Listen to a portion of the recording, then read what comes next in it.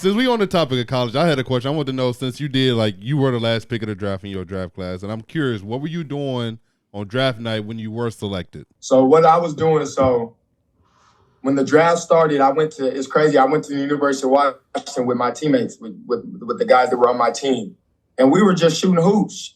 We were just shooting, kicking it. I was trying to get my mind off the draft. Like, I honestly didn't think I was going to be the last fucking pick. Like, I didn't think that at all. So I wasn't going into the day like, we're going to wait the whole draft.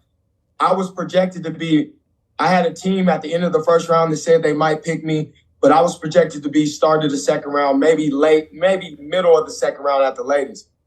So that was arguably the longest day of my life. Like, I was at the gym for a couple hours for the first round. When it got to like the 40th pick, I went to the crib. My family was throwing a little get together, a little celebration, because we was believing we would get drafted higher than the 60th pick. So my family and friends were at the house, chopping it up, eating, kicking it, having a good time watching the draft. So long story short, it's past the 40th pick. I tell my guys, I'm about to head to the crib. You feel me? Like, I don't know what's going on. I'm hitting my agent. Like, I'm asking him. I'm about to fire him on the spot because we wasn't even supposed to be this late. So that happens. I'm headed to the house. I remember my mom calls me right when I get to the apartment, and she's like, "Are you okay?" And it was around the 56th pick. At that point, I'm like, damn, I might not even get drafted. I'm not even thinking about the Sacramento Kings. That was my first official draft workout. Like, I was already like, the Lakers have 4 picks. Once they went, I think their last pick was like 54 or 55, and they told me they would draft me if I was still there. So once they didn't draft me, I was like, dang, it might be over. I was thinking about my other options, like what I was gonna do. My mom calls me and she asks, "Are you okay?" I'm like, "Yeah, I'm fine. I'm just, surprised." She's like, she read a Bible verse to me. She said, "Well, the first shall be last and the last shall be first." This was around the 58th pick. I get off the phone with her. My agent calls me like, "Sacramento's going to pick you with the last pick." And it was like I didn't care where I got drafted. Obviously, I was upset a little bit, and it was like taking so long to get drafted. But once I got drafted, it was like I was the number 1 pick. That's how I felt. Yeah. And it was like so much adrenaline. I walked right into the little party that we were having. My family and friends was clapping it up, was cheering. Like, it was like the perfect ending to like a weird middle part of the day, because I was just on wait. I'm calling my agent. I'm calling everybody's hitting me like, "When you gonna get drafted?"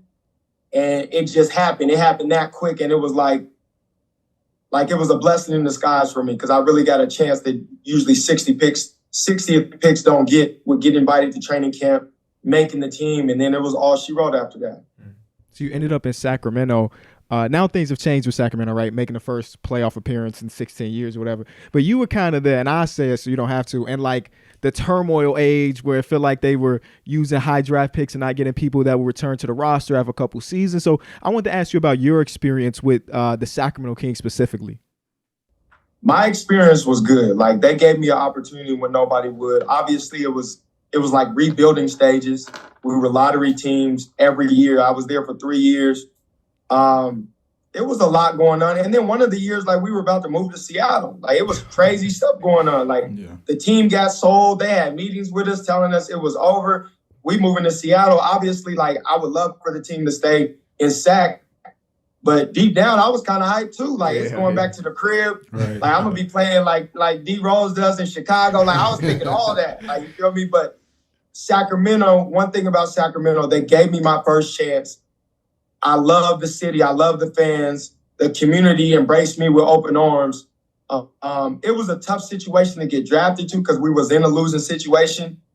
But at that point, like, this was the only team that gave me my chance. And they let me rock out once they called my name. So it was like, I got nothing but love for Sac. I'm happy. I'm happy as hell for them to be able to make the playoffs. That community deserves it. The city deserves it. And it seems like the organization is going in the right direction. But I wish we can go back in time and play those years over, because we had a talented young squad. We just couldn't put it together. Like, we had, my third year, we were one of the only teams that had 3 20-point scorers in DeMarcus Cousins, Rudy Gay, and myself. Like, we had the talent. We just was the young team that didn't know how to win. That was the only thing with us that didn't carry over. But we had the talent, and like I said, shout out to Sacramento. Everybody passed on me but them, and they gave me my first chance. So I'm forever indebted in with the Sacramento Kings for sure.